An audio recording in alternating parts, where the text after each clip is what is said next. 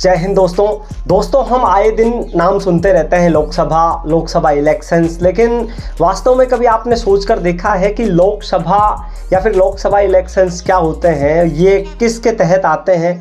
तो इससे पहले हमारा ये जानना जरूरी होता है कि लोकसभा जो है वो एक संसद का हिस्सा होती है। संसद अर्थात पार्लियामेंट। संसद दो सदनों से मिलकर बनी होती है, जिसमें लोकसभा उसका निम्न सदन होता है और राज्यसभा उच्च सदन।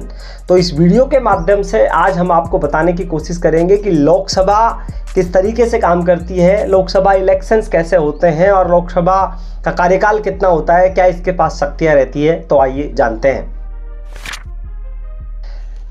अगर बात करें हमारे देश की हिस्ट्री की, तो लोकसभा के इलेक्शंस सबसे पहले आज़ाद भारत में 1952 में हुए थे और उस समय इंडियन नेशनल कांग्रेस तकरीबन 364 सीटें जीतकर सत्ता पर काबिज हुई थी और इंडियन नेशनल कांग्रेस ने कुल मतों का लगभग 45% मत हासिल किए थे।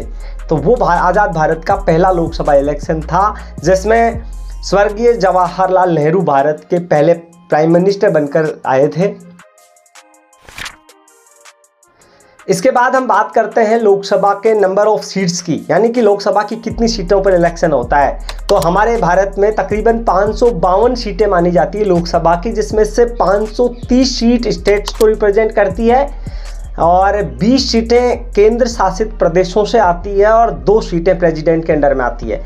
लेकिन हम 550 सीटों पर इलेक्शन मान करके चलते हैं, जिनमें से 273 सीटें जीतने वाली पार्टी सत्ता में आती है, यानी कि जिस पार्टी ने 50% से कुछ ज़्यादा सीटें जीती हो वो सत्ता पर काबिज होती है और उसका मुखिया फिर देश का प्राइम मिनिस्टर बनता है।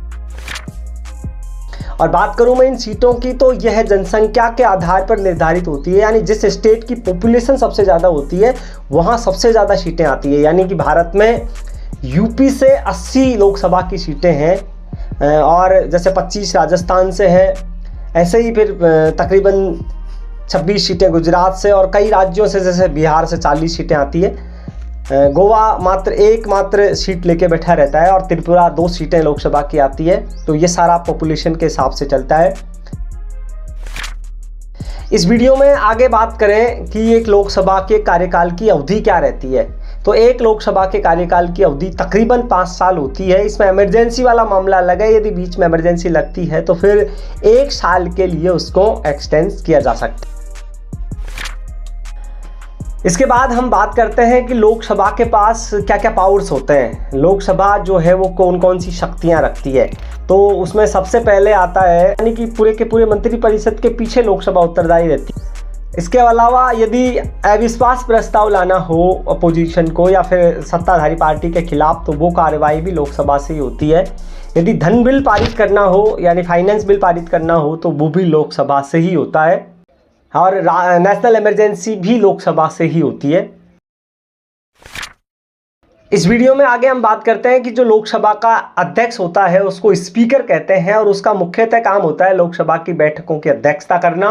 लोकसभा के जितने सदस्य होते हैं जिनको सांसद कहते हैं, मेंबर ऑफ पार्लियामेंट, उनको शपथ दिलाना। इनकेस यदि वो एबसेंट रहते हैं तो फिर लोकसभा के उपाध्यक्ष होते हैं वो इस कार्रवाई को पूरी करते हैं। मैं ऐसे ही वीडियो आपके लिए लाता हूँ। आप चैनल को सब्सक्राइब करते हैं। आप देखकर करते हैं। बहुत बहुत धन्यवाद।